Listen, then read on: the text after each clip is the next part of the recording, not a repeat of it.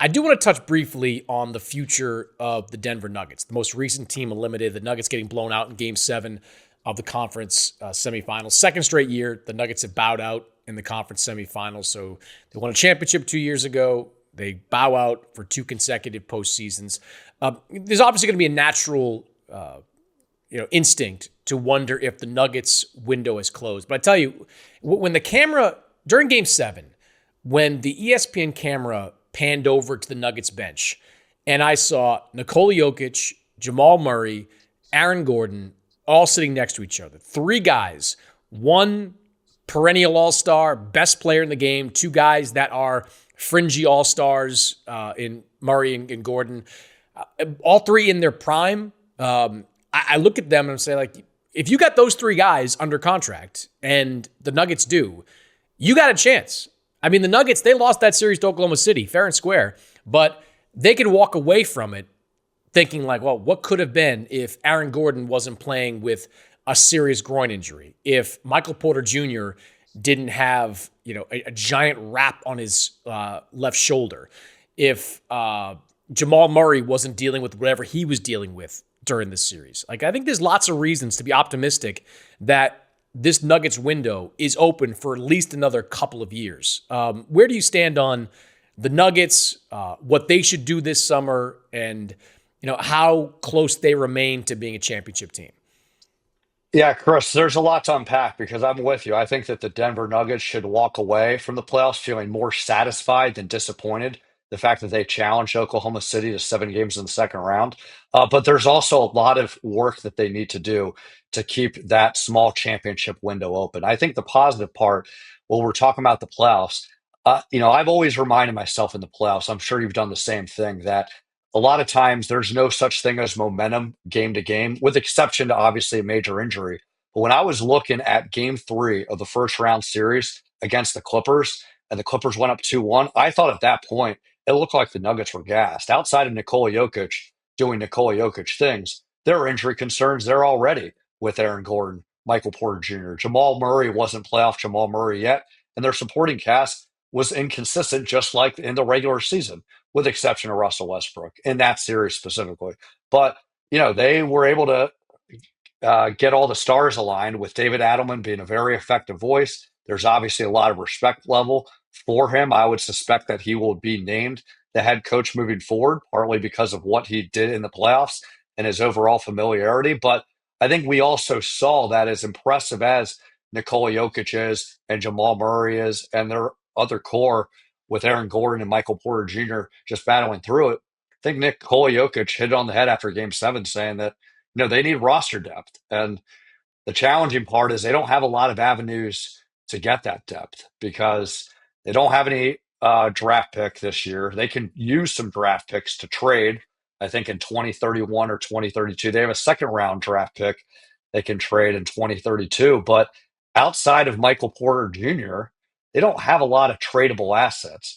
You look at some of the low hanging fruit, Russell Westbrook will have to make a decision on what he does with the player option. But I think what we saw in the second round there is that it's the old habits of Russ coming back. He might always have this galvanizing effect with a new team of his veteran presence and respect, but then his weaknesses emerge to the top. So if he decides to become a free agent, if I'm the Nuggets, I'm just laying him walk.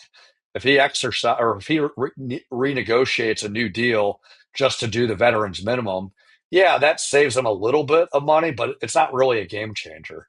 So it's a lot of tough things. They have some free agents, that will technically leave them roster slots, but it's not a lot of money left for them available to actual guys. Because when you're looking at the free agents, it's guys like Darius Sargis, DeAndre Jordan.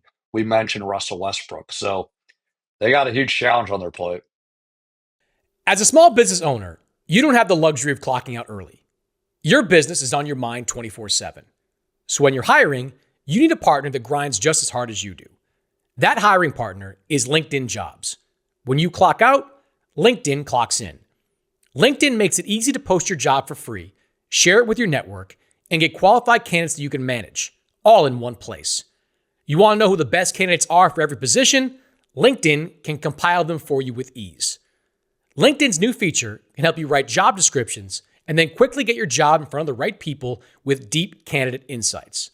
Either post your job for free or pay to promote. Promoted jobs get 3 times more qualified applicants. Get qualified candidates. At the end of the day, the most important thing to your small business is the quality of candidates, and with LinkedIn, you can feel confident that you're getting the best. Based on LinkedIn data, 72% of small businesses using LinkedIn say that LinkedIn helps them find high-quality candidates. You can let your network know you're hiring. You can even add a hashtag hiring frame to your profile picture and get 2 times more qualified candidates. Find out why more than 2.5 million small businesses use LinkedIn for hiring today. Find your next great hire on LinkedIn. Post your job for free at linkedin.com/openfloor. That's linkedin.com/openfloor to post your job for free. Terms and conditions apply. I'm with you on David Adelman. I think it is likely that he retains that job with Denver. I think A, he's a good coach and deserves the opportunity. B, I don't get the sense that Denver's looking to spend big on a big name to be their head coach, if there was even one out there that made any sense. David Adelman obviously has the ear of the locker room. He's been around that team a long time as an assistant coach. I don't look at their loss to Oklahoma City as being coaching related. I mean, given the circumstances of the team, I don't think that any coaching decision that David Adelman made in that Game 7 would have mattered all that much. They were just beaten by a fresher, younger, better team in that moment. So I think it makes sense to bring him back. I think it makes sense, frankly, to bump up everybody in that Denver front office. Ben Tenzer, somebody that's been around there for a long time. He's got equity with that team. Tommy Belchetis has been around there for a long time. These are smart guys that maybe aren't well known to the public at large, but they've got the respect of a lot of people league-wide. They worked for Tim Connelly for many years, before Tim Connelly went over to Minnesota. So I think it makes sense for Denver not only to leave the core of the roster in place, but to leave the coaching staff, the front office largely in place as well. Now where they get better, there are a couple areas they can get better. The guy you look at off the top is Michael Porter Jr. Does trading him get you, 2 pieces back that may be better fits for what you're trying to do around Jokic, Murray, and Aaron Gordon? The biggest problem with Denver was depth. They've got a fantastic starting 5. Christian Brown was excellent stepping in for KCP, but as you noted, their bench is a problem. Peyton Watson was okay, but he didn't step up into the role they needed him to step up to. Russell Westbrook, wildly unpredictable. My guess, and just a guess now, but my guess is that Westbrook's going to pick up that player option because I don't know what other options he has out there. Like, he opts out. Like, where is he going to go? Like, who is, we've gone down this path with, half a dozen teams now. And at this stage of his career, I think it's Denver or bust for Russell Westbrook. And then you're kind of hoping that some of the guys we just talked about, Julian Strother, Zeke Naji, the handful of other young guys they have on that bench, that they improve this summer and are able to step into that rotation because they need to be like 8 guys deep with guys you can count on. And they're not right now. They're really 5 guys deep with guys you can really count on in a postseason situation. And that's just not going to win you many games in the Western Conference, much less winning an NBA championship. So they've got to find a way to get a veteran like a Bruce Brown who helped them a couple of years ago, like a Jeff Green that helped them a couple of years ago. I mean, these guys at the time weren't all that expensive, particularly Jeff Green, but they've got to find a way to sign some of these guys that can give them usable depth in the postseason. Because look, Jokic, he can probably play like this for 5 more years. Like, he's not an above the rim player. He has that old school, old man game that should age pretty well. Murray's still young. Gordon's still in his prime years. If they can't, look, I don't think keeping Michael Porter Jr. is a bad idea. If you can't get what you need back in return, keep MPJ. Like, he was an 18-point per game scorer, shot well from 3, decent from the field. Like, you need that guy like that is valuable. They can win with a guy like that. It's just you've got to get that 6, 7, 8 spot shored up with guys you can use. Because if you go into the playoffs, I don't care how good your starting 5 is, Mark, you need to have more than that to win a postseason series against one of these top tier teams. Yeah, Chris, and really the only certainty that the Nuggets have to that question that you're talking about is Christian Brown. I mean, dating back to the 2023 NBA Finals, they have seen that he is emerging as a very dependable young talent on both ends of the floor. He's going to be eligible for an extension, I think, up until the fall, and that's a no-brainer to keep him. I think Julian Jokic too. Strouder, Jokic, another guy. You got to give Jokic $200 million yeah, on a obviously, yeah. 3-year extension.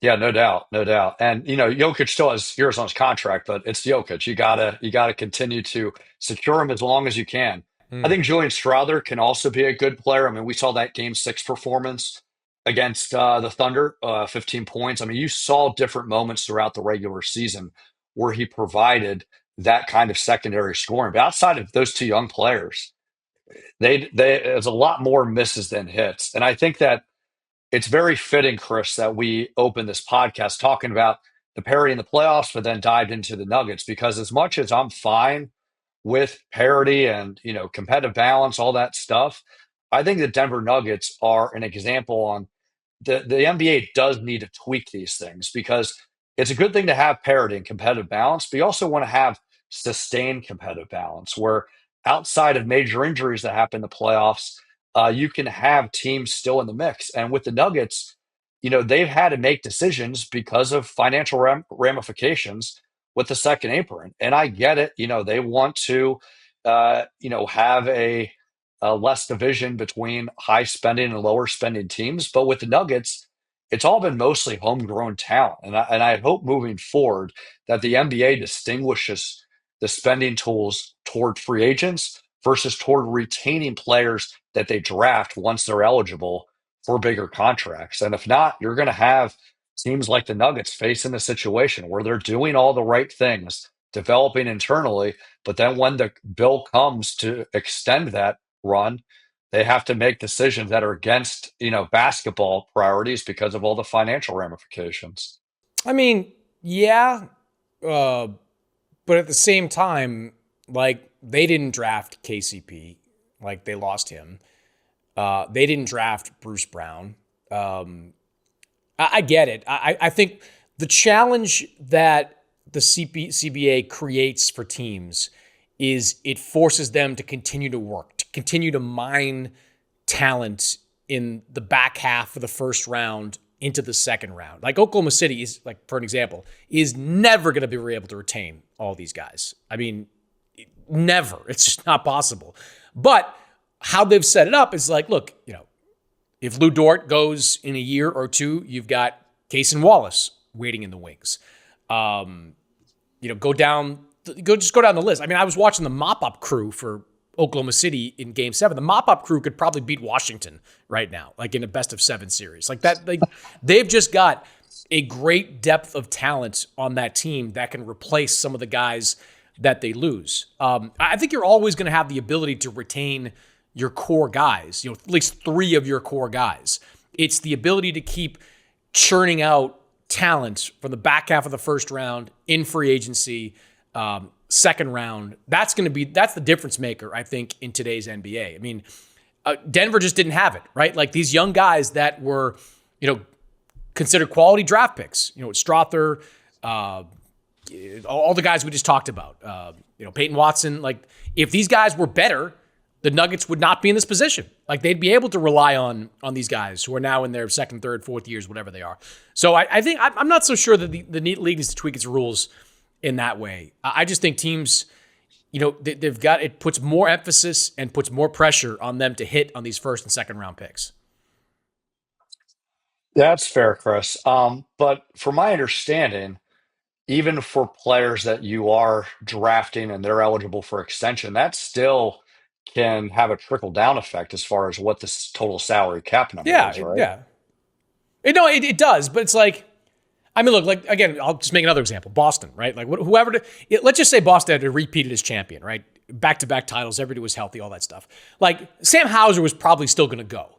And part of the reason like Sam Hauser was going to go is because the Celtics drafted Baylor Shireman at the back half of the first round a year ago, and they can plug and play his cheap contract in for a contract that, cost them a lot more in luxury tax penalties. I just think, I just think that it's so much more important now than it ever was before for a contending team to land those late first, early second round picks. If you do, you can keep a window open for another 1 or 2 years. If you don't, you're done. And that's part of the reason why we've had so much turnover. Look, Milwaukee, I keep making examples, but Milwaukee, you boil it all down. The reason they're in the position they're in right now is they've missed on draft picks. Like the guys they've drafted over the last few years since their championship have not contributed in ways they need them to contribute. So I look, to me, if I'm a front office, I'm hiring 1 million scouts, and I'm hiring the best and the brightest to mine the college ranks, to mine Europe, whatever it is,